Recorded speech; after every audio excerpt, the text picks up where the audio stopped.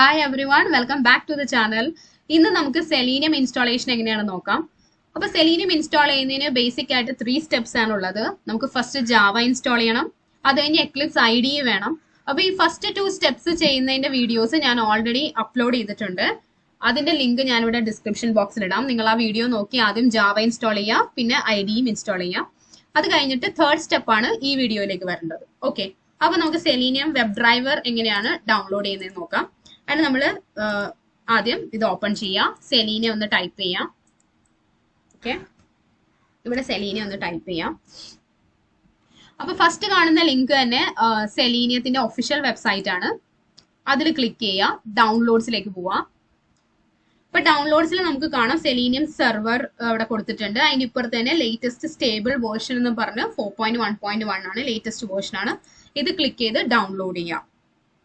Okay, അപ്പോൾ jar file download ആവും. അപ്പോൾ ഇത് കാണാം, ഒരു ജാർ ഫയലിന്റെ എക്സ്റ്റൻഷൻ ആണ് കിടക്കുന്നത്. ഇത് തന്നെയാണോ നിങ്ങൾ ഡൗൺലോഡ് ചെയ്തത് എൻഷുർ ചെയ്യാം. ഞാൻ ഈ ലിങ്കും ഡിസ്ക്രിപ്ഷനിലേക്ക് ആഡ് ചെയ്തേക്കാം. ഓക്കെ, അപ്പോൾ ഡയറക്റ്റ് നിങ്ങൾക്ക് അതിൽ ക്ലിക്ക് ചെയ്ത് ഡൗൺലോഡ് ചെയ്യാമല്ലോ. ഓക്കെ, വൺസ് ഇത് ഡൗൺലോഡ് ചെയ്ത് കഴിഞ്ഞാൽ നമുക്കിതൊരു Selenium ഒരു എക്ലിപ്സിൽ ഒരു പ്രോജക്റ്റ് ക്രിയേറ്റ് ചെയ്തിട്ട് ആഡ് ചെയ്യണം. അപ്പോൾ നമുക്ക് ആദ്യം ഒരു പ്രോജക്റ്റ് ക്രിയേറ്റ് ചെയ്യാം. അപ്പോൾ ഇന്നലെ നമ്മൾ ഡൗൺലോഡ് ചെയ്തിട്ടുണ്ടായിരുന്നു എക്ലിപ്സ് സിപ്പ് ഫയലാണ് ഈ കിടക്കുന്നത്. അതിനുള്ളിൽ എക്ലിപ്സ് എന്നുള്ള ഫോൾഡർ നിങ്ങൾ ഓപ്പൺ ചെയ്ത് കഴിഞ്ഞാൽ ഇവിടെ ആപ്ലിക്കേഷൻ ഉണ്ട് എക്ലിപ്സിന്റെ. അത് ക്ലിക്ക് ചെയ്യാം. അപ്പോൾ ഞാനിവിടെ എൻ്റെ ഒരു ഫോൾഡർ ഡി ഡ്രൈവിൽ ക്രിയേറ്റ് ചെയ്തിട്ടുണ്ടായിരുന്നു, മൈ സെഷൻസ് എന്ന് പറഞ്ഞാൽ അതിലേക്കാണ് പോയിന്റ് ചെയ്തിരിക്കുന്നത്. നിങ്ങൾക്ക് ഇഷ്ടമുള്ള ഫോൾഡറിലേക്ക് കൊടുക്കുക, അല്ലെങ്കിൽ ഇവിടുന്ന് ബ്രൗസ് ചെയ്തിട്ട് നിങ്ങൾക്ക് ഇവിടെ ഒരു ഫോൾഡറൊക്കെ ക്രിയേറ്റ് ചെയ്തിട്ട് അത് പുതിയൊരു ഫോൾഡർ കൊടുത്തിട്ട് അങ്ങനെ എടുക്കാം. ഓക്കെ, ആ പോയിന്റ് ചെയ്ത് കഴിഞ്ഞിട്ടുണ്ടെങ്കിൽ ലോഞ്ച് ചെയ്യാം.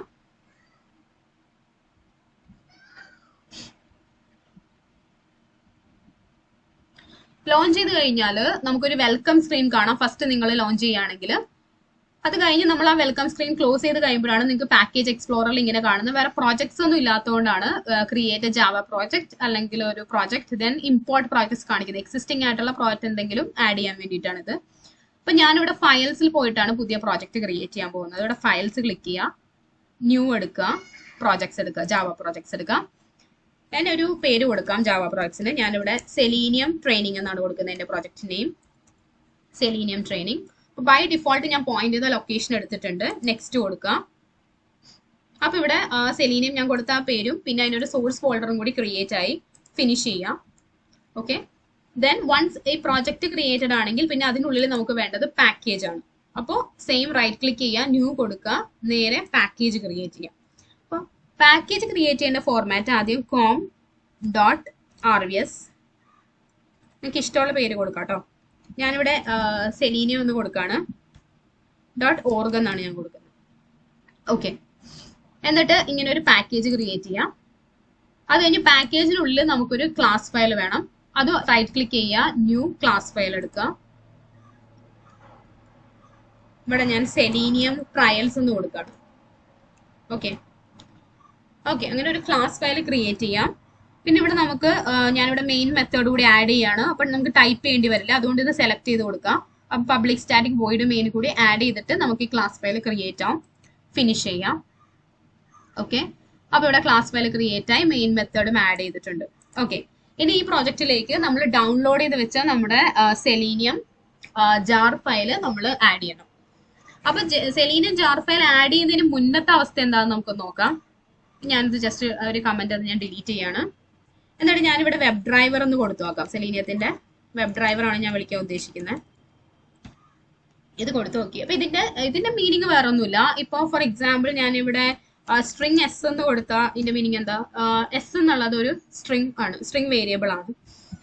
ഇനി ഐ എന്ന് കൊടുത്തു കഴിഞ്ഞാൽ ഐ എന്നുള്ളത് ഇന്റിജർ ആണ്. ഓക്കെ, ആ ഒരു മീനിങ് ആണ് ഇവിടെ. ഡ്രൈവർ എന്നുള്ളത് അതിന്റെ ടൈപ്പ് വെബ് ഡ്രൈവർ ആണ്. പക്ഷേ ഇത് ഇമ്പോർട്ട് ചെയ്യാത്തതുകൊണ്ട്, അല്ലെങ്കിൽ ഞാൻ ഈ ജാർ ഫയൽ ആഡ് ചെയ്യാത്തത് കൊണ്ട് ഈ വെബ് ഡ്രൈവറിനെ നമ്മുടെ എക്ലിപ്സ് റിക്കഗ്നൈസ് ചെയ്തിട്ടില്ല. ഓക്കെ, അപ്പോൾ അത് അവിടെ കാണിക്കുന്നത് ഒന്നെങ്കിൽ ഒരു ക്ലാസ് ക്രിയേറ്റ് ചെയ്യാം, വെബ് ഡ്രൈവർ എന്ന് പറഞ്ഞിട്ട് ഒരു പുതിയ ക്ലാസ് ക്രിയേറ്റ് ചെയ്യാം, അല്ലെങ്കിൽ ഒരു റെക്കോർഡ് ക്രിയേറ്റ് ചെയ്യാം, അല്ലെങ്കിൽ ഇന്റർഫേസ് ക്രിയേറ്റ് ചെയ്യാം. അങ്ങനെ കുറച്ച് ഓപ്ഷൻസ് ആണ് നമ്മുടെ എക്ലിപ്സ് പ്രൊവൈഡ് ചെയ്യുന്നത്. കാര്യം ഇത് ആരാ എന്താ ഒരു ഐഡിയ ഇല്ല എക്ലിപ്സിന്. ഓക്കെ, അപ്പൊ ഇനിയാണ് നമ്മൾ ജാർ ഫയൽ ആഡ് ചെയ്യാൻ വേണ്ടി പോകുന്നത്. എക്ലിപ്സിന്റെ കൺഫ്യൂഷൻ മാറ്റാൻ വേണ്ടിയിട്ട് നമ്മളിവിടെ പ്രോജക്റ്റിൽ വന്ന് റൈറ്റ് ക്ലിക്ക് ചെയ്യാം. രണ്ട് രീതിയിൽ നിങ്ങൾക്ക് ജാർ ഫയൽ ആഡ് ചെയ്യാം. ഒന്ന് ഇവിടെ ഡയറക്റ്റ് ക്ലാസ് പാത്ത് എടുത്തിട്ട് ഇതിൽ നിന്ന് ആഡ് ചെയ്യാം. ആഡ് ലൈബ്രറീസ് കൊടുത്ത് ആഡ് ചെയ്യാം. അല്ലെങ്കിൽ നേരെ പ്രോപ്പർട്ടീസിൽ പോവാ, ക്ലിക്ക് ചെയ്യാം. ഇവിടെ ജാവ ബിൽഡ് പാത്ത് ഉണ്ട്, സെയിം തന്നെ ബിൽഡ് പാത്ത് ഇവിടെ ഉണ്ട്. ഇവിടെ നിങ്ങൾ ലൈബ്രറീസിലേക്കാണ് എത്തുന്നത്. Okay, then libraries tab choose ചെയ്തതിന് ശേഷം നമ്മൾ ഇവിടെ നോക്കിക്കഴിഞ്ഞാൽ നമുക്ക് ഇവിടെ ആഡ് എക്സ്റ്റേണൽ ജാർസ് എന്ന് പറഞ്ഞൊരു ഓപ്ഷൻ ഉണ്ട്.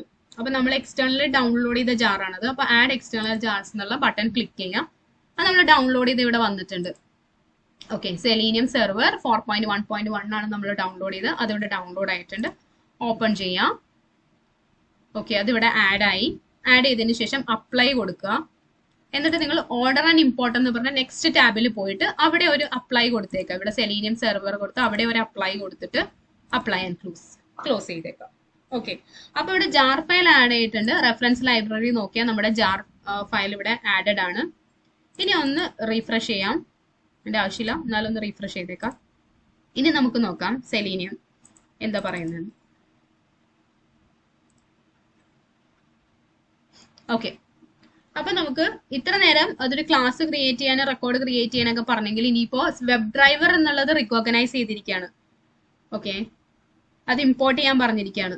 ആ ഒരു ഓപ്ഷൻ നമുക്ക് നേരത്തെ ഉണ്ടായിരുന്നില്ല. അപ്പൊ ജാർ ഫയൽ ആഡ് ചെയ്തത് കൊണ്ടാണ് നമുക്ക് ആ ഇമ്പോർട്ട് ഓപ്ഷൻ ഇവിടെ വന്നത്.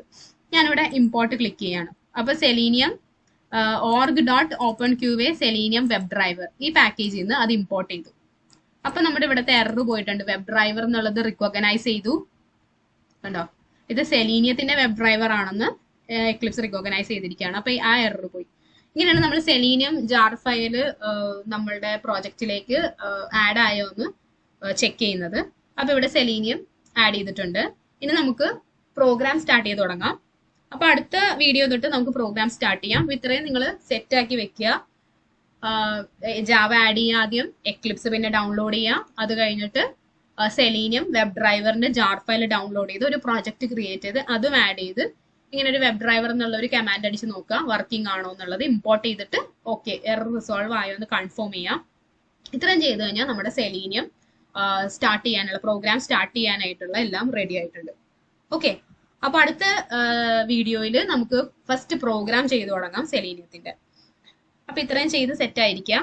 ഓക്കെ, അപ്പൊ അടുത്ത വീഡിയോയിൽ കാണാം. Thank you, by.